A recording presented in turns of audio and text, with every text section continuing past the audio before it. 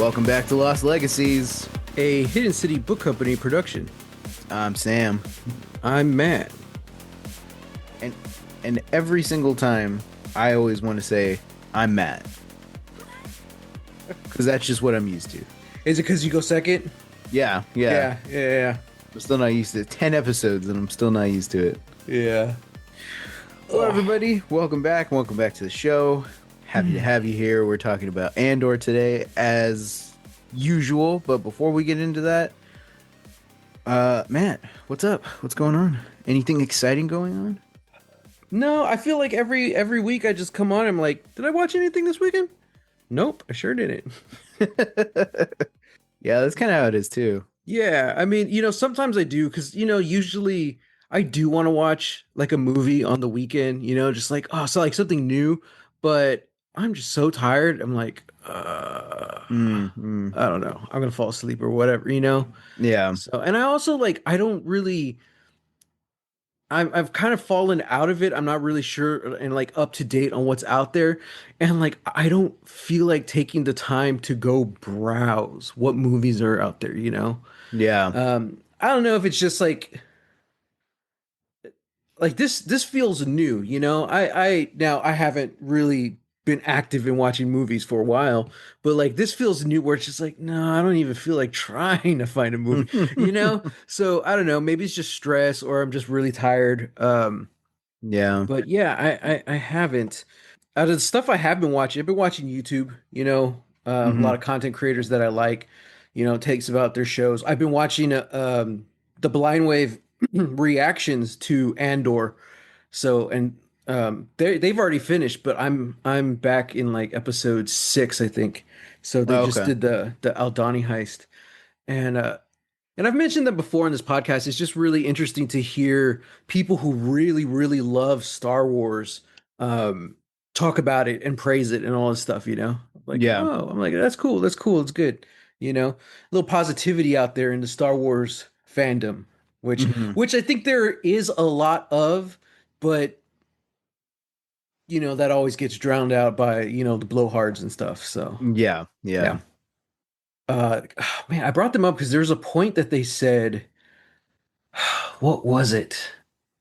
I can't remember. Oh. Yeah, thrilling podcasting. Good job, Matt. I'll think of it Yeah. at some point. Um, yeah. So other than that, the final Fantastic Four trailer came out today. Yeah, it did. Still not sold on those Silver Surfer special effects, but other than that, like this looks pretty solid, Yeah. Yeah. you know. And we talked about that a little bit. Did we? Did we talk about the Silver Surfer effects? Not really, but the effects and like the fact that this just looks like a much better remake of Rise of the Silver Surfer. Yeah. Yeah. This looks like that movie, but like done well. Um, that feels like a Fantastic Four movie. All right, so I have a game on my phone called Marvel Strike Force. Do you see that? Yeah, I can see that. That's Galactus, I guess. Oh, huh. Because he Interesting. has the Galactus head, but it has wings. Okay, sorry, listeners. I pulled up on my phone Marvel Strike Force, and like the new loading screen, it's the new movie version of Fantastic Four. So there's Pedro Mm. Pascal right Mm. there. Hmm. But I don't know who the villain is in the picture. I'm gonna load it up again and take a screenshot to send it to you, Sam. But Okay. he kind of looks like Galactus, but like green and with wings. Hmm. Okay. Okay. And I don't. It's intriguing. Like I don't think they would have just thrown this in randomly for this cover art for this game when they very specifically have the movie version of the characters in it. Yeah. So I don't know. I am glad that we finally got to see Reed Richards stretching Yeah, we saw a little bit of it in like the last trailer, but in this one we got to see a lot more of it. because there was some talk going on, and people were afraid that they were going to go the Miss Marvel route, and they're going to give him some kind of like different powers. No, there's no way they were going to do that to Reed Richards because what they did to Kamala Khan is probably in response to the fact that they were going to do Reed Richards. That's my hot take. My hot That's take I could see that. is that they changed her powers so that they could do Mr. Fantastic. I could see that because they Yeah. by that point they even if they didn't have it like solidified yet, they knew at some point they're going to bring in Mr. Fantastic. So they're like, okay. Yeah, yeah, yeah. So, This character that is on here is not Galactus at all. This is a character called Annihilus. ooh, A big baddie that they find in the negative zone. interesting. Yeah, yeah. So that's cool. That's cool. I don't know how Marvel Strike Force works. Um, I like that they have these skins, you know, for the new Fantastic Four. Hmm. But yeah, I don't know if Annihilus is even going to be in this movie because well, we know John Malkovich is in the movie, but we kind of don't know who he's playing. So Hmm. who knows? Yeah, Potentially could be that. yeah. And you can kind of tell that there's going to be some time jumping in this.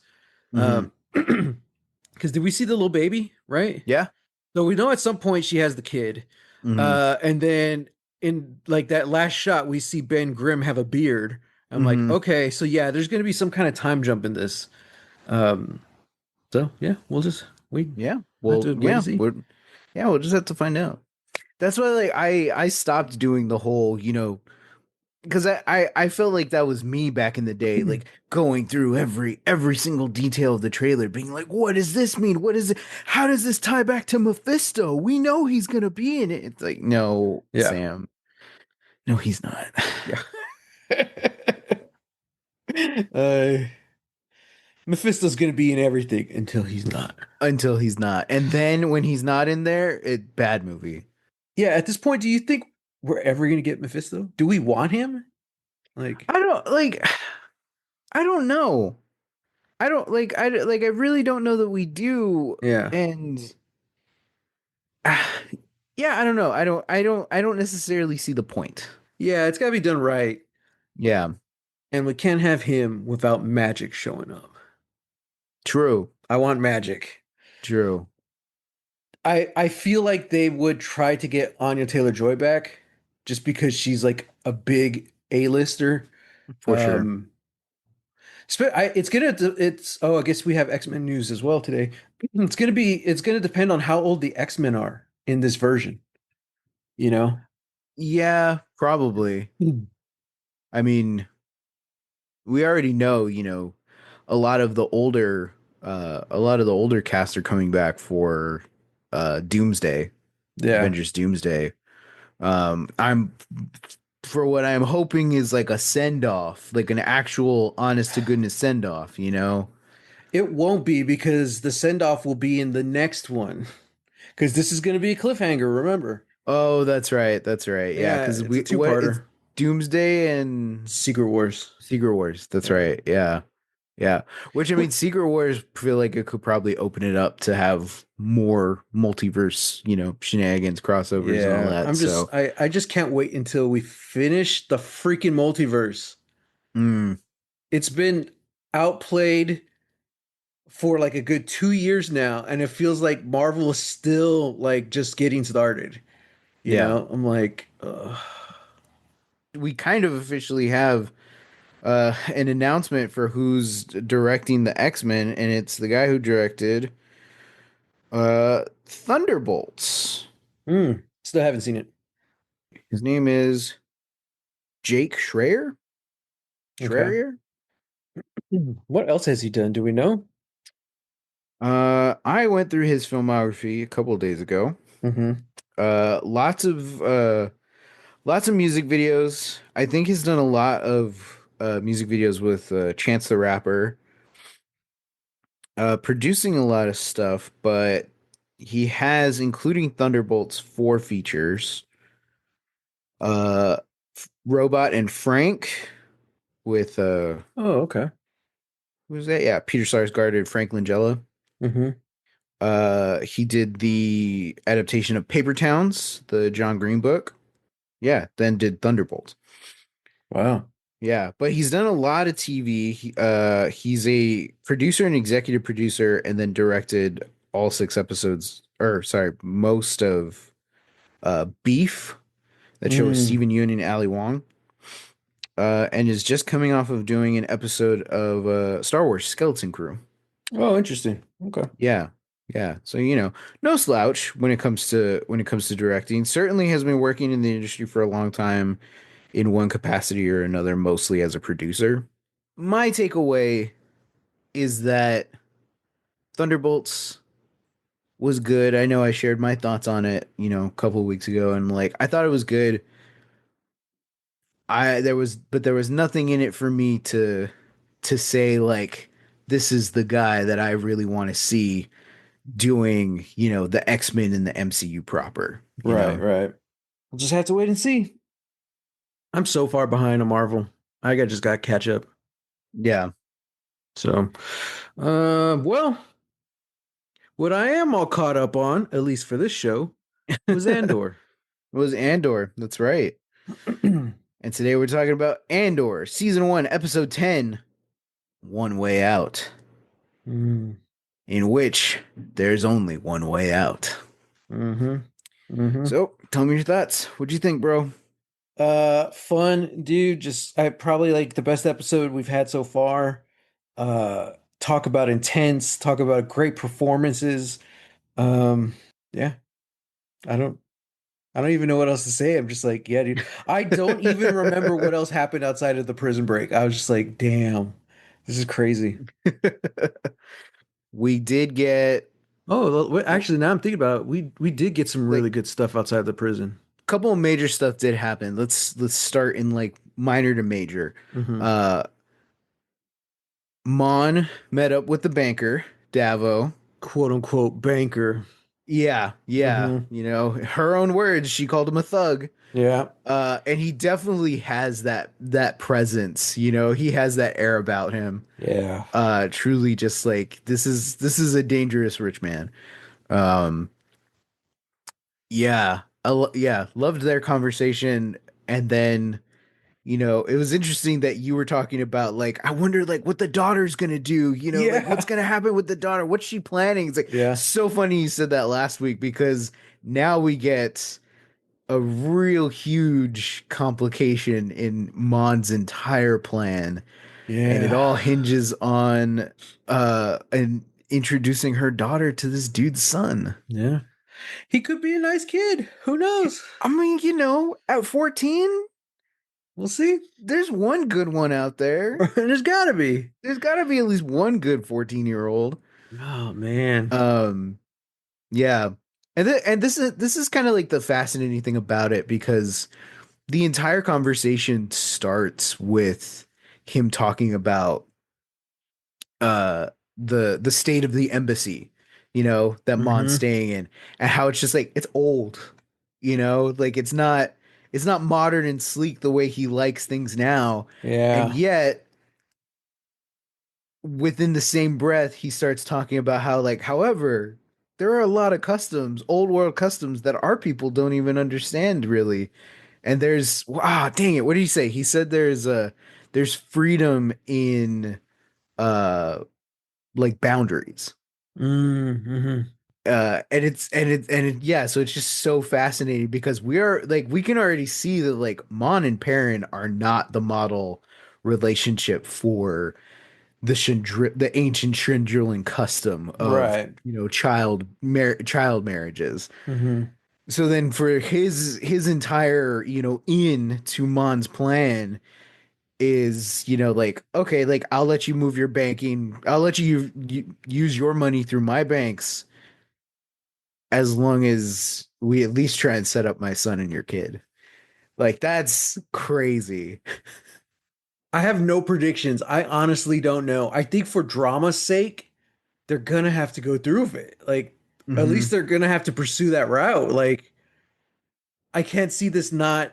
I can't see this just her saying no and then that being the end of it. You know what I mean? I'm like, Yeah, yeah. Well, even the No. way that conversation ends, where Mon says like, I'm not going to think about this. And he Mm-hmm. just straight up says like, and that's the first untrue thing you've said.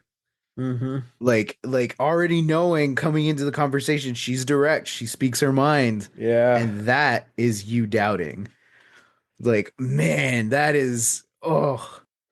I honestly don't know. That came so out of left field. I was like, holy crap. It's Oh, like yeah. a marriage potentially, marriage in the future, wedding Yeah, bells. man. Yeah, so that was good. That was a good little setup. We didn't see any Cyril this episode. No, not this episode. Did we get Deidre? We did get Deidre and Lonnie in the ISB situation room. They updated Setting Partagast up that. on on Yeah. the Krieger situation. Yeah. Yeah. And that leads us towards the end of the episode where it turns out Lonnie is a spy. I was like, Yep. oh, that's awesome. That's Yep. awesome. That's how it's done, Sam, because he's been in it since they first introduced the ISB. He's just Yeah. been sitting there. Yeah. I'm Since like, episode 4, he's just been sitting there saying some things like he has sectors that he needs to deal with, and it's and like, I there I you go. noticed like this guy's a good actor because I've noticed it before where like he just looks concerned. And I'm like, okay, well, obviously things aren't going according to plan with the rebellion and all this stuff. Hmm. Everyone's afraid in this job. And then this episode, especially, he just like looks really freaked out because there's a moment after Deidre leaves, and then the two, Lonnie, the other guy, are just there with Partagas. And Lonnie's just like he's trying to Hmm. contain it. I'm like, oh God. Well, then, sure enough, we find him going through the Coruscant underground. Uh-huh. I'm like, oh, he's the spy. I'm like, Yep. holy crap. Yep. That's good, And then that leads to his whole like confrontation with Luthien saying he's like, I want out. And he's like, no, I can't let you go. You're too valuable. And basically, he's saying he's gonna let Krieger fall and like he says he's gonna sacrifice 50 guys Yeah. for Lonnie to keep his secret safe, Yeah. because he's more valuable. I'm like, oh my God. Oh geez. It's like having Spellhouse fall, because I believe it's I don't remember what it is. I don't it has something to do with like Imperial, maybe like intelligence or something, Yeah. or refueling, I think it is. But having that fall would be a boon to the rebels, but it just sucks that they caught one of Krieger's men, Yeah. you know? Hmm. So it's like, yeah, and this is the fallout of that. This is the price. Hmm. And what's interesting too is that, Lonnie hasn't made contact with Luthen or Clea in over a year. Hmm. So having him show up now, he's trying to like dump all this information just to say like, I'm out. Like I'm a father. Yeah. I have a kid. I can't keep doing this. And it's like, Yeah. yeah. It's like you're in it, bro. Mm-hmm. Sorry. Mm-hmm. It's like, holy crap. And man, Luthien gives that great speech about like what he has sacrificed, Mm-hmm. for the cause. And it's like, oh my God. It's like, Mm-hmm. yep, maybe you shouldn't have, maybe you shouldn't have had a kid, dude. You're a spy. You know, that's on you. Yep. Yep. The Empire didn't tell you to do that. Yeah. Well, gonna keep your pants on for the cause. Yep. Are you saying remain celibate for the cause? If that's what it takes. Because typically it seemed very sexy in the fictional spy world. You got to sleep your way in to get the Hmm. intelligence. Yeah. Well, Well, but true. what if in reality it's the opposite? It's like, nope, nope. Yeah. Got to keep that belt on tight. Pants on, belt tight. Yep. Um there there's a meme of Picard, Mhm. and maybe it's Deanna's mom Okay. or something, where I guess like she's just trying to flirt with Picard, and he's like definitely trying to like reject her advances, but it's like a text chain, and the person asking the question is like, how big that dick? And then the responder is just small, leave me alone. And they do it with Picard, and it's just like, Lonnie, that's what you got to do. You just got to say, no, it's small, leave me So alone. here's the thing. When it comes to the sex lives of fictional characters, we Yeah. kind of had a discussion about this the other day and kind of had a realization last night about Batman. Because we Okay. were saying, like, okay, Batman's always, he's really into the femme fatales, but he still has the Bruce Wayne alter ego that he has to keep up appearances. He's always surrounded by supermodels. And you Mm-hmm. said something to the fact, like, well, he probably always, like, quote unquote, passes out or kind of just like shuns them or whatever. And I was Mm-hmm. thinking, I was like, you know what? You're probably right because it canonically, we know that Batman is covered in scars. Yeah. So Bruce Wayne would have to explain it or talk his way out of it every time he tries to sleep with one of these supermodels. And Mm-hmm. like, there's no way Batman's going to do that, you know? Yeah, no. So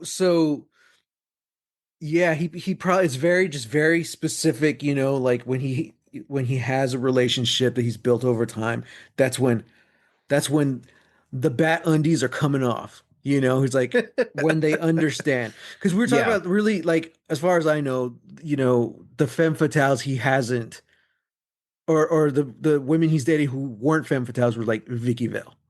Yeah. The rest are villains. Yeah. You Yeah, don't gotta essentially, for the explain most the part. scars to villains. So Yeah.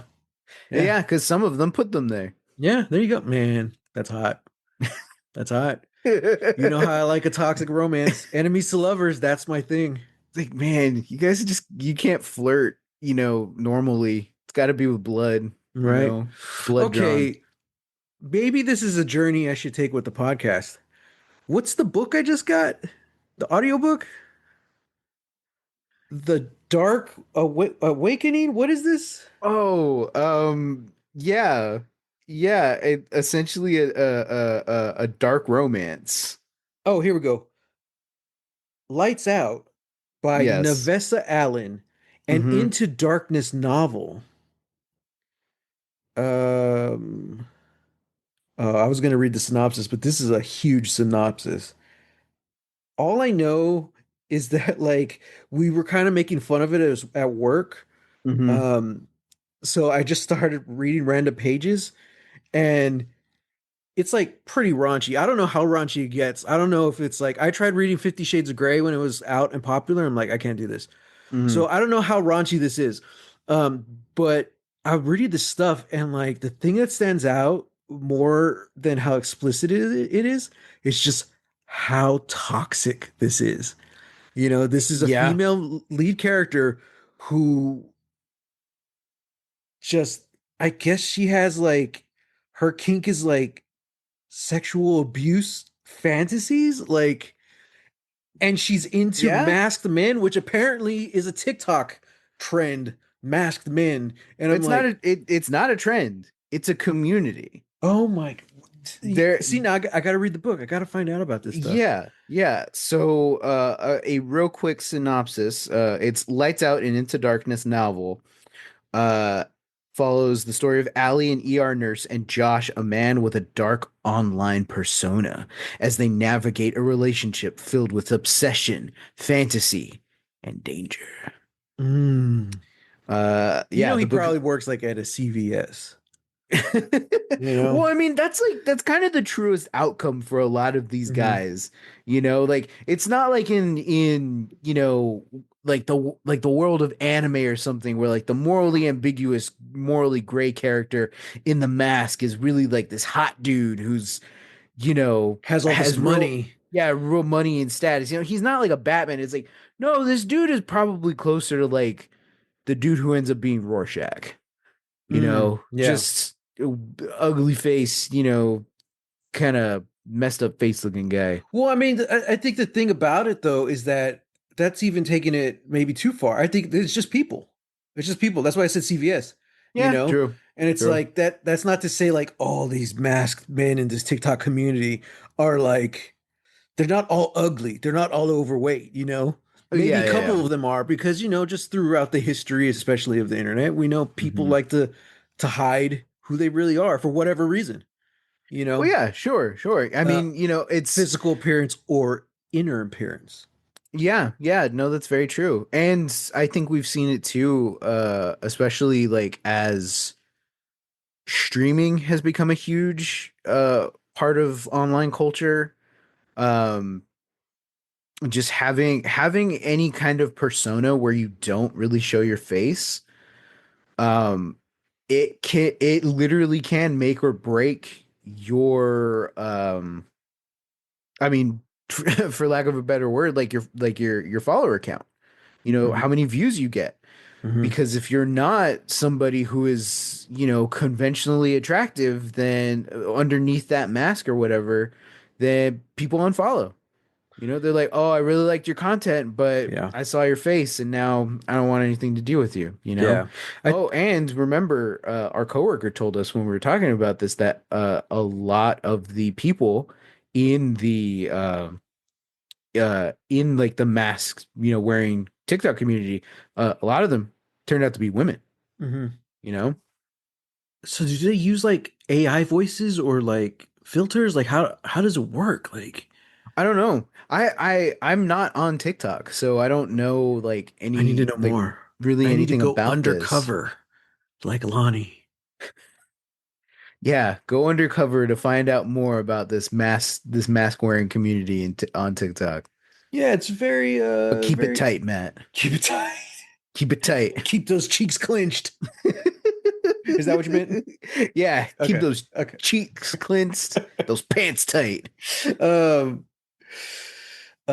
yeah, yeah. So I don't know. This is just kind of fascinating. This is a whole new world for me, guys. I don't know. So I'm gonna try reading this, or I got the audiobook, which I just realized there's two narrators, which means it's gonna be a lot of back and forth, and it's probably gonna get steamy. I think I'm gonna need headphones Oh, for sure, because I'm for not gonna sure. have this on my speakers blaring in the warehouse. What, you don't want like the UPS workers to come in and you're listening to this? No. Oh Oh man. man. I just think it's so funny that like of all the things, of all the books that, I've tried to get you to read over the years, be like, I think you really like it. It's short, do all this stuff. No, you pick up the one where you're just like as a joke, you're like, maybe I should read this. And then the more you find out, you're like, no, I really like this. And it's Sam, just a dark, disturbing romance. I'm let me say this again. Hmm. Hmm. I'm a cultural anthropologist. So I love dark toxic romances.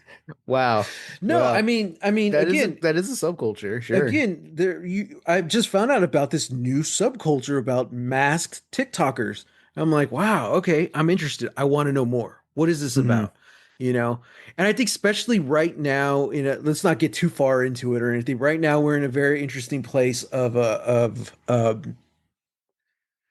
masculinity and how we present that.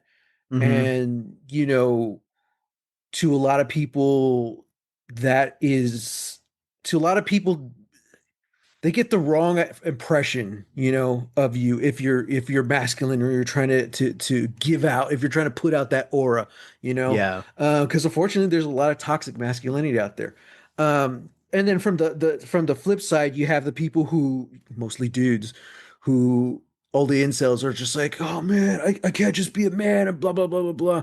So there's just this a lot of like it's a Yeah. lot of like just junk in the air. So it just fascinates me that there's a novel that's almost like kind of praising and showing, I don't know if it's in a positive light or anything, but like toxic masculinity, and then something as Hmm. controversial and taboo as like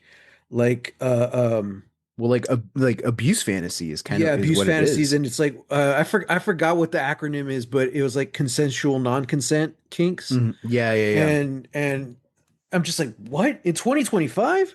Like, Yeah. guys, if this happened like a couple years ago, I would have been okay, cool. But like, I just feel like we've regressed as a society so much just in this past 6 months. I'm like, is this cool? Like, are we cool with this? Well, like, that's kind of the thing. Like, this does go back further than like just the last 6 months. Hmm. Um, because Yeah, because this is book two. Book two just came out. yeah, well, yeah, the one you downloaded is book one. Yeah. The one that you picked up, the physical copy, that's book two. Hmm. Um, but like it, yeah, I mean, you mentioned 50 Shades of Grey, and like that's kind of it right there. This subculture is not necessarily anything new, but 50 Shades of Grey was huge. One, because of the way it was marketed. It was such a huge book that talked about a subject as taboo as it is. But also you had a large author community and a large readership come out and say, "Hey, this isn't any good. This Yeah. isn't how it actually works." Yeah. And from there on, you get more and more people that are writing stuff that is, this consensual non-consent, or is, Hmm. they are taking these, subjects seriously, Yeah. and they're very well written. So like that, it's a huge market right now. Like romance has always been the biggest seller, as Right. far as like genres go for books. Now, it is still like that juggernaut, and we're seeing more and more of these dark fantasies pop up. Um, and I think that's cool. We've been seeing it for like the last couple of years, seeing it grow into this you know, sort of new dominating subculture. Hmm. Um, so yeah, I don't know. I think it's rad. It's kind of wild how like you're absolutely right. It's a little unhinged that this is one of the top selling stuff, but that's also what like Colleen Hoover is, Maybe you that's what know? we need right now, in times like this where there's so much oppression and repression just like in the air, you know. Yeah.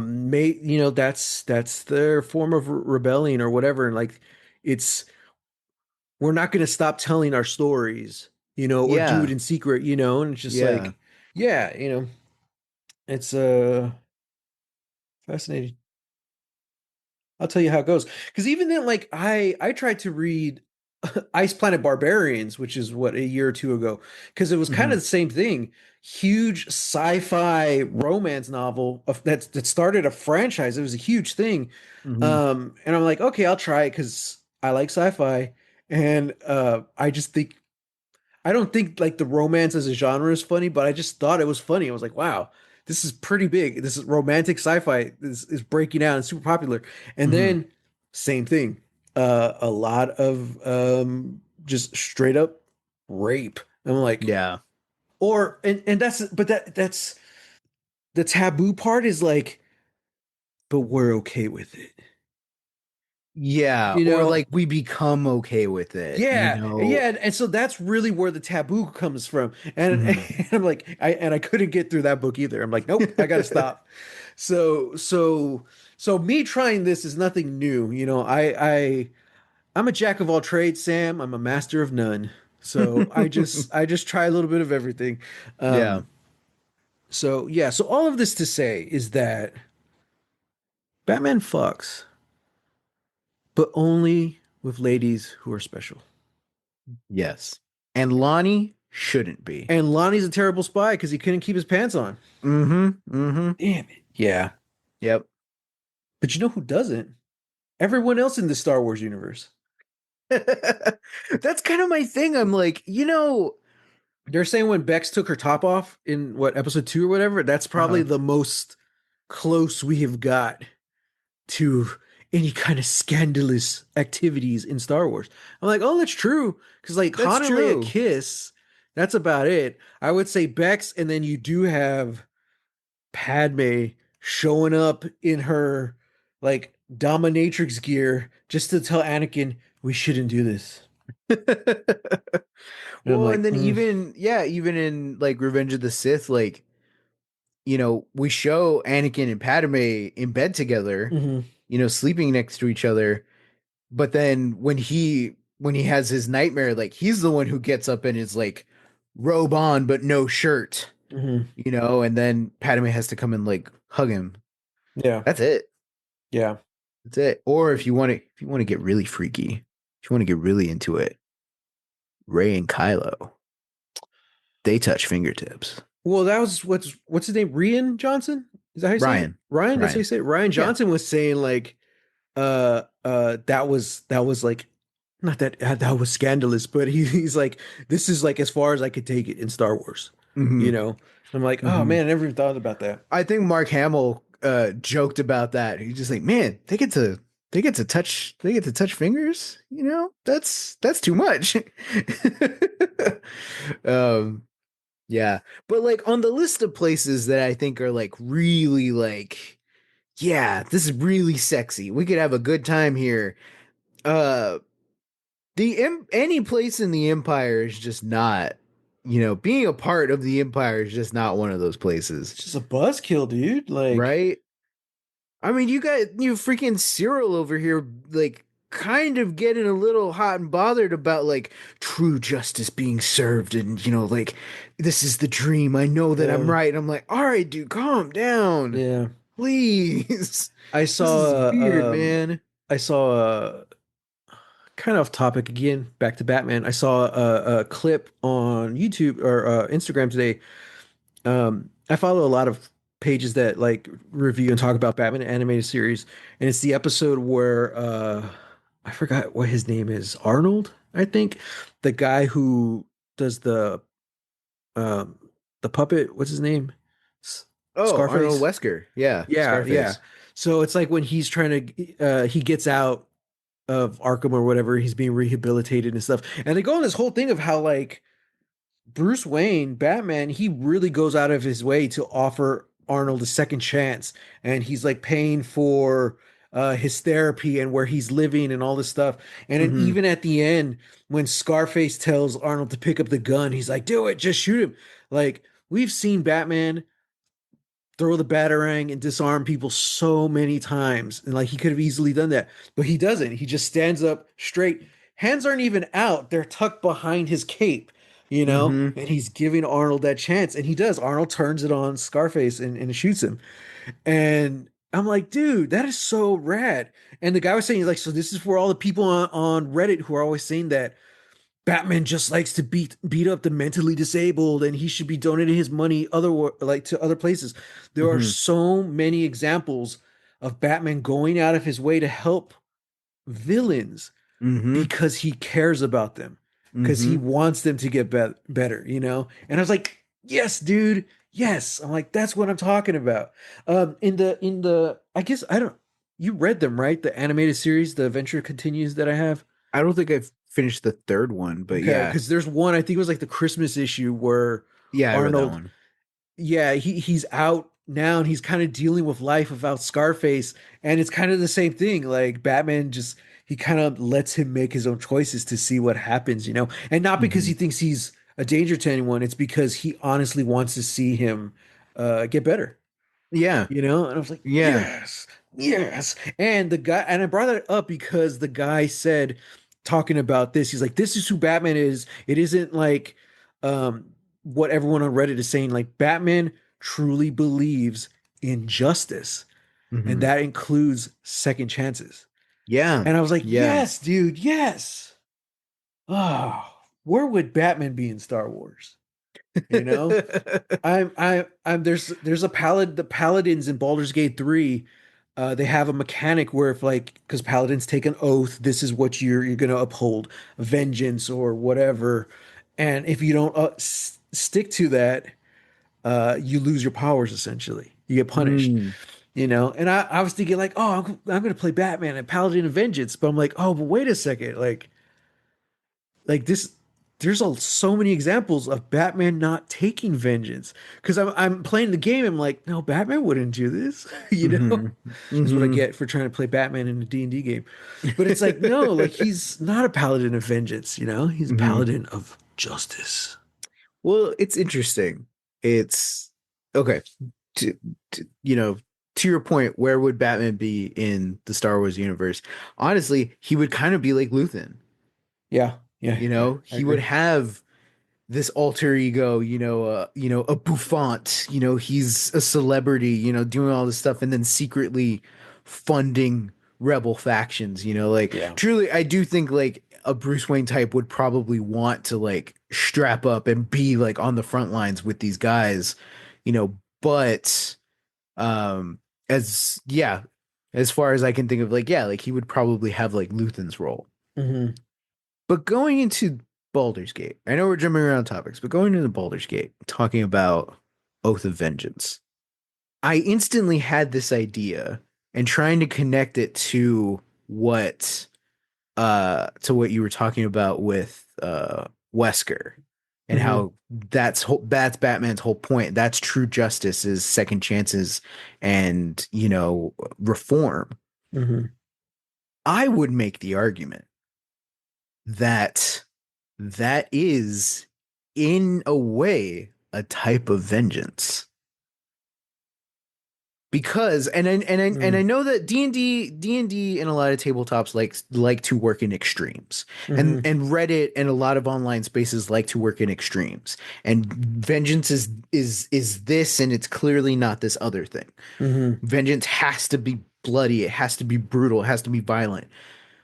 I would argue that it doesn't, Yeah. because in all of the examples where Batman is actually combating the root cause of these things, not just mobsters and corrupt cops, but actually helping out, like, hey, like these criminals, they need a job and no other place is going to hire them. Well, guess what? Wayne Tech Industries now has, a whole bunch of openings in its factory spaces. And Yeah. here are all the benefits that the employees are going to get, and literally giving those out to ex-cons. Yeah. Like that's reform. That's the thing that everybody's looking for. Bruce Wayne's constantly giving money to charities, constantly trying to create technology that is going to improve Gotham. It's just that he has to keep fighting all of these other people. It's Hmm. usually not even the villains that really give him a problem on the societal level. It's literally just like, hey, like they're just gonna kill people, Hmm. or their inaction of doing this other thing is going to cause the death of other people, and Hmm. that's why he's got to beat them up. So it's not that he hates the mentally ill, it's just Yeah. that the mentally ill keep trying to harm other people Yeah. because they don't acknowledge that other people hurting is a problem, Right. Or they just don't care.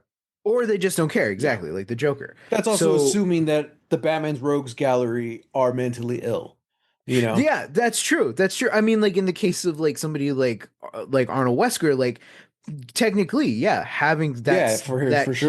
that huge, like schizophrenia. Hmm. Somebody like the Mad Hatter, technically, that is an actual thing, Alice in Wonderland syndrome. Hmm. Where he does have this fixation on this entire story and truly believes that this is how Yeah. it is, that this is real, this is his role, that's who Alice is. Hmm. um all of those things.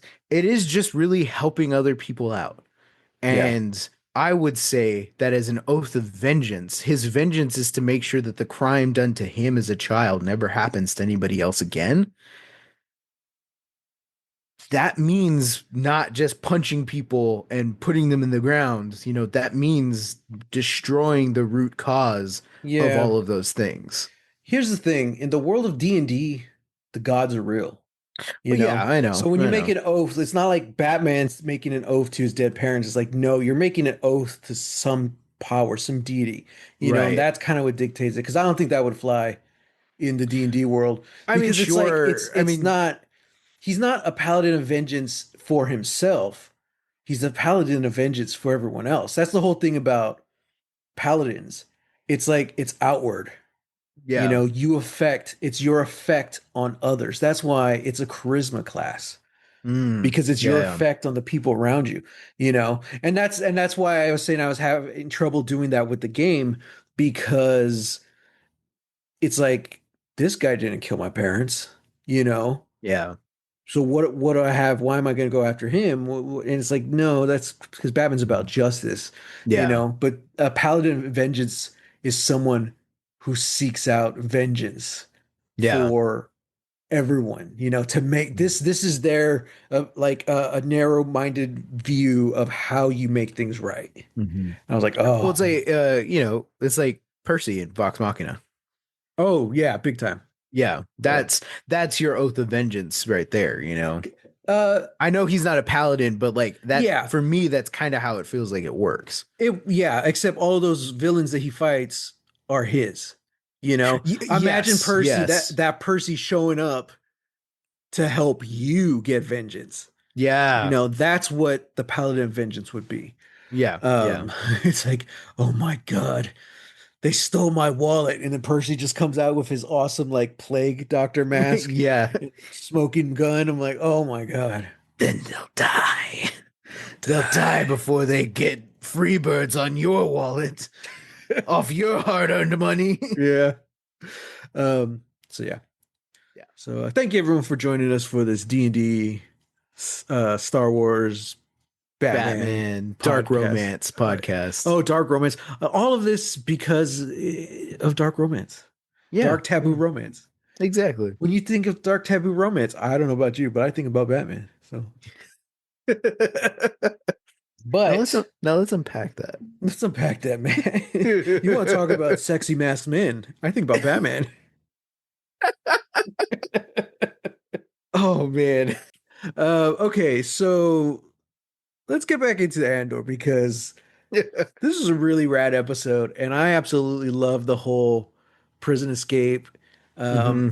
and shocking the floor and like and having everything like shut off. I'm like, loved it. I loved it.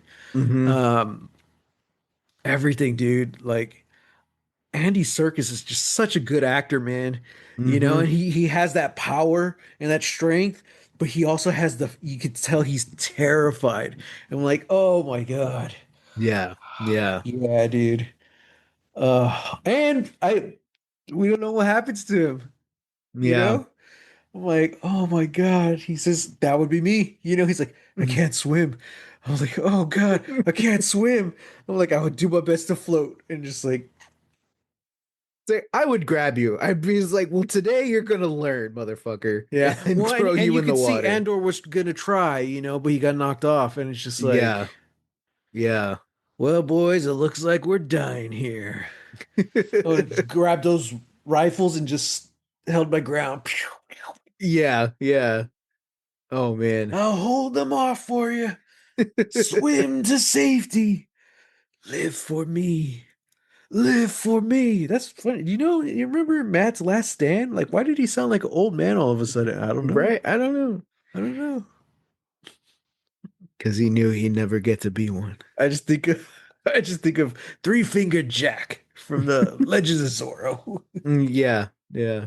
Mask of Zorro. Oh, Mask of Zorro, yeah. Yeah. Oh man. But What a good character. you steal people's lives. Oh man, awesome. Awesome. Um, yeah, so I don't know how many of those guys made it because at the end it's just Andor and that one guy. Yeah. Yeah. So the rest of the table we see them die. But well, no, we don't see the No, we young guy don't. die. No, we don't. The We the see the redhead redhead guy. guys, He's dead. I think the older black guy, I could have swear I saw him die. Nope. Really? Nope. He's running through the halls. He's running through the halls with the guy with the dark hair, Ham. You Yeah. know. He's running through the halls. He Well, if doesn't he die. shows up again, then I'll be wrong. But I could have swore I saw him get shot right before they um it was like at the very end because what's his name runs into the room. He's like, "Hey, everyone, we're escaping, blah blah blah blah." And then it's the moment before the other group where they meet like halfway, Mhm. like people got shot before that. Like basically they came up and shot the guy Empire from the back. Oh, okay. And it was like that attack. Unless it was another black guy. It was very shadowy because he was like behind Ham, and Hmm. I'm like, hmm, I'm I either d- I'm I either really racist, and I just assumed it was the same guy. I welcome to this apologize. podcast where we talk about Batman, Dark Fantasy, and Matt's racism. I Uh, assumed it was the same guy. Um, I don't think it is. All right. Yeah, Okay. yeah. Because again, the only people like we saw Olaf die last episode, and then the only guy who died in the fight in the room was the red-haired guy, Zool. Yeah, in the Um, room. Yeah. yeah, yeah. But everybody else, like they made it into the hallways and they were running through. Melshi is there, trying to like get people out, and then Which he's one's the one that Melshi? ends up. Well, he's the one that's with Andor at the end. He's the Oh, one who okay. he's the one who's basically been telling him just like don't look at the numbers. You're in The till guy I till saw get shot was behind him. So who's Ham? The younger guy? yeah, Ham was the younger white guy with like the black hair that's like kind of slicked back. He like takes on a whole room and he runs into there. Oh. He's just like, "Come on and fight. Yeah, yeah, Fight." And then runs yeah. out. Yeah. Yeah. Okay. Interesting. Well, we'll see. Yeah. So we'll see. We'll see. And I didn't notice it before, but we get that cool aerial shot of the prison, and we see all the people like swimming out. I didn't see that they're also swimming out of two other places. From the same place, the same prison. Yeah, yeah, from the Yeah. same prison. Yeah, I'd never caught that before. I thought it was Mm. just there, but now seeing all that, I was like, "Oh, Well, there's 5,000 of cool, them. So man." yeah, yeah. Yeah, yeah, there's 5,000. Oh, and man, like Andy Serkis giving that speech, Yeah. telling these guys and having all these guys running through the halls. And then it cuts to that shot of all the guards just crouched down in that Mm-hmm. one room, telling Mm-hmm. each other be quiet. I'm like, man, you cowards, you Yeah. you ca- you oh you stains, you're Yeah. stains on humanity, man. Mm. Man. I Well, I did mean, think it I was what? what what would you have them do? Put up a fight? Like Oh it's either surrender or die, oh or no, hide. no, I So don't. Yeah, no, I don't care. yeah. I'm just saying it's like you're you're part of the problem, and this is where all that power that you think intimidating people with shock floors and shock sticks, this is Yeah. where it gets you. It gets Yeah. you and your buddies crowding in a room in the dark hoping they don't find you, Yeah. you know um yeah, yeah. Yeah. No, if you were part of the prison industrial complex, yeah, I don't care about you. um Yeah. So yeah. I loved when Andor sticks that wrench Hmm. into the lift and it falls and then everything's going crazy. I love that prisoner, the new guy, not knowing what's going on, immediately just grabs the rod and shocks the guard. He's like, Hmm. he's down. Yeah. He's ready. He's like, nope. Yep. It's like, all It's right. like And then he dies immediately. I'm like, yeah, well, yeah, and then he okay. dies. Well, new guy, I'm proud of you. Yeah. You're a It's hero. it is awesome though how they're just talking about like no one outside of these walls are ever gonna know what happens here. Yeah. It's like some of us need to get out. We need to make it, like, Yeah. oh man. Yeah. Oh. Yeah. And that's why it's so desperate. Like they tried and they're trying to just get as many people out as possible. Hmm. All of those men swimming out there is is a chance. Is a Hmm. chance for hope, a chance that somebody finds out about this. you Yeah. know because if not, then yeah, then nobody does. And yeah, it's just like you said, we saw all those other prisons floating out there. It's like Hmm. those guys having a clue. Oh man. Wow. What an episode. So Yeah. 2 episodes left. Yep. Okay, I'm starting to think I didn't think this is how it was gonna go because I thought there was gonna be more time jumping, which I'm glad there isn't. But Hmm. I expect the next episode is probably going to continue. Andor's gonna try to escape somehow, and I think the last episode he needs to get back to Ferrix before the end of the season. Hmm. I think either his mom's already dead or she dies once he gets there, but. I I just have a bad feeling about Ferrix and like they're gonna take out everyone or something like that. Yeah. Because earlier when we were talking to Dad about it a couple episodes ago, I was saying I think that's how the season's gonna end, Andor has to change. He's like, okay, it's time to rebel. It's Mm. time to unite. And so I think that's going to be the turning point. So I don't know how bad it's going to get on Ferrex, but Hmm. I think it's going to be bad. So we have had two sort of time jumps within this season that I forgot to bring up. One of them was in the episode where Andor gets captured. Okay. Um uh I remember Tony Gilroy was saying that, like, yeah, like there's a small bit of time that passed from when From Andor Ferrex to the from beach Ferrex, planet. yeah, to Yeah. Neomos. But then we have the time jump while he's in prison. Yeah. It says like so many shifts later. So it's like I don't remember the number, but I want to say it's maybe like a month or so, or Because the first one like we a few saw months. was like 30 shifts, Yeah. but that wasn't even the end of the episode. Like more happened. Yeah. Yeah. So I don't know. I'm assuming like it's kind of, Hmm. because also But Deidre was on Ferrex and now she's back on Coruscant. So like I'm just assuming like time is passing, you mhm. know? Well, that's also the thing too, because like I don't know the distance between these worlds. Yeah. You know? Oh, yeah, it was the same episode. Like she Yeah. was on Ferrex and then she was back on Coruscant like within the same episode. Yeah. Yeah. And I So, think we saw that with Blevin like once, where like hmm. back when he was getting Ferric set up, like we Yeah. we saw that happen once, or like he said he was gonna leave, and then later in the episode he's already there on Yeah. Ferrix. Yeah. Um, but kind of the reason why I bring it up is because uh the initial plan was to have like a multi-season, storyline, Yeah. where every season would take us like a year closer to Rogue One, Hmm. which means when Tony Gilroy was planning a lot of this out, the initial plan was to have a whole season where Andor was in prison. Yeah. Well, that's kind of Yeah. what I figured was the quote unquote kind of breaking it down into threes. I kind of Mm. figured those were going to be like one season each, even though it doesn't add up, because there's 24 episodes in the show. Yeah. But I Yeah. kind of figured like Ferrex probably would have been one season, or maybe even Aldani, like that could have been one season. Yeah. Um, Probably.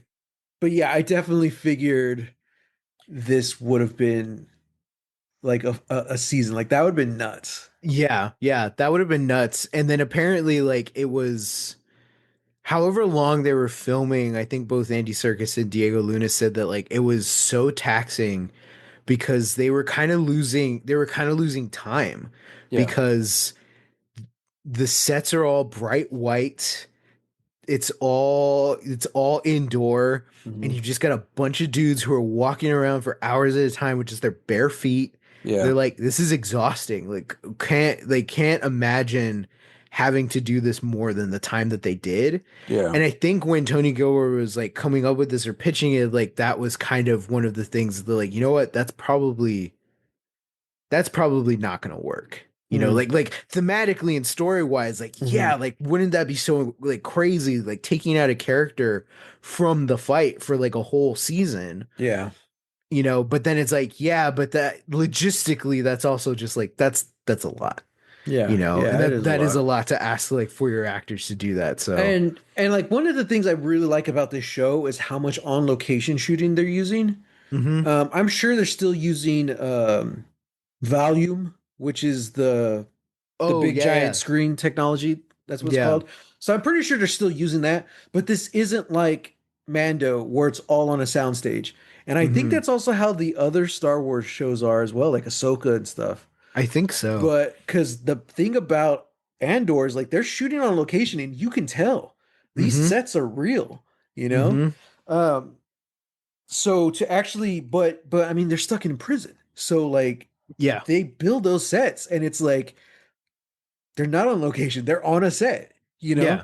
So it's just, and I mean, typically, I don't know what the filming schedule is for this, but like typically a 45-minute episode takes between like 8 to 10 days to film, you Mm. know? They've been there for 2 episodes, so that's a month in these sterile white sets, like it just kind of adds to the claustrophobia and the heaviness that they're these actors are supposed to be feeling in the scenes, you know? So Yeah, it just kind yeah, of builds upon that. I was like, oh man, whew, yeah, yeah. that's claustrophobia, man. I don't I don't think I'm claustrophobic until I'm just minorly inconvenienced and I'm stuck somewhere. I'm like, you know? What's his name? I think his name David Krumholtz. He's the actor.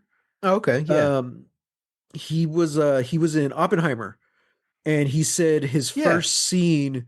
I think they're on a train, and he's sitting like next to Killian Murphy or Cross, and he's like, what you have to understand about filming in a train like that, everyone's smashed together. He's like, so Mhm. it's me and Killian, and then this giant camera right here, for hours. And I'm just thinking, that sounds horrible, Well, and like as an actor, I'm like, Yeah. oh, that's cool, I want to be there, I want to try it. But he was saying that like, um, Christopher Nolan, he's very much the person who like he's gonna let the actors act. That's their job. He's gonna let them do their job. So he really doesn't have a lot of notes unless you're doing something that he doesn't like or whatever. Hmm. And he's like, so usually it's just a couple takes and then you move on because he has so much to do. He's like, Hmm. Hmm. we kept doing my scene over and over again. He's like, and I didn't know what I was doing wrong. I was like, oh my God, it's horrible. He's like, and this is the first scene of the entire film shoot for my job. Oh, yeah, He's yeah. like, so I'm like, I'm gonna get fired. I'm gonna get fired. It's like, oh my God. Killian, I'm so sorry. That Oh. Well, that was fun. was fun. I'm sure we'll have fun next week when we talk about Andor season 1, episode 11, Daughter of Ferrix. Oh, it's the A mom. fugitive once more.